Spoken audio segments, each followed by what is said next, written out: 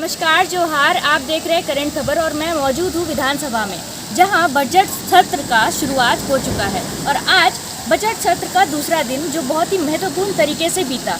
आज की इस बजट सत्र की दूसरे दिन में कुछ महत्वपूर्ण बात की चर्चा हुई, जो कुछ इस प्रकार थी।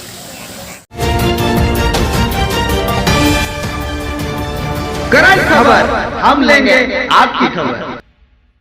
जानते हैं कुछ अहम मुद्दों को।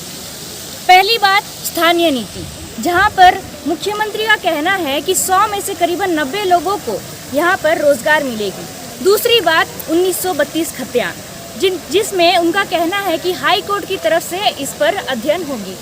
तीसरी बात, रुपेश पांडे, जिस पर विपक्षी का पूरी तरीके से घेराव है। चौथी बात, भाषाई आंदोलन, जिस पर अभी भी चर्चा जारी है। नहीं है, आप लोगों को गलत फहमी, हम कभी भी पीड़ित नहीं रहे हैं। उनका तंबोतम उखाड़ ही देंगे। देखिए, जब हेमंत सोरेन डिप्टी सीएम थे अर्जुन मुंडा के साथ, वही स्थानीय नीति को लेकर के समर्थन विड्रॉ किया। यही मैंने कहा कि जहां पर क्षेत्रीय भाषा या अन्य भाषाओं को आप महत्व देते हैं, तो वहां पर बाकी लोगों को भी आप हिंदी नहीं देंगे, तो इसका मतलब तो आपकी तुष्टीकरण हुआ। भाई, अगर हमें द्वितीय भाषा के रूप में हम दूसरी भाषा को नहीं जानते हैं, तो हिंदी को तो हमारी प्रायोरिटी है, उसको तो हमें देंगे ना। राष्ट्रभाषा है, उसमें से सारे लोग जानते हैं। अगर उसको आप दरकिनार कर दें तो यही माना जाएगा आप सिर्फ और सिर्फ खास वर्ग के, खास तबके के लोगों को आप प्रमोट करना चाहते हैं। क्योंकि हर किसी को पता है कि भाई उर्दू लिखना और बोलना, मुझे नहीं लगता है कोई दूसरे वर्ग के लोगों को पता है।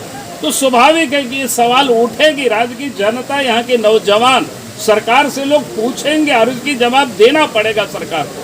जेएमएम का एक और आरोप है कि रुपेश पांडे हत्याकांड को आप लोग जानबूझ के ऐसा भुना रहे हैं कि राज्य में स्थिति खराब हो जाए लॉ एंड ऑर्डर का, और बीजेपी के पास कोई विपक्ष का मुद्दा नहीं है, जनता के सवाल नहीं है, इसलिए इस तरीके की चीजों को फोकस। देखिए, आज इस प्रदेश में हालात क्या बनी। यही सरकार ने मॉब लिंचिंग को लेकर के कानून पारित करती है और कहती है 2 से अधिक की संख्या होगी तो उसको मॉब लिंचिंग मानी जाएगी।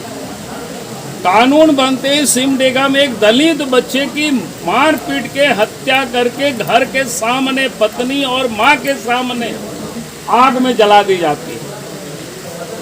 वहां एक नहीं 2 थाना की पुलिस उपस्थित थी और आज तक उन पुलिसों के ऊपर कार्रवाई नहीं हुई। अगर हम सब लोग वहां जाते नहीं तो अभियुक्तों की गिरफ्तारी भी नहीं होती।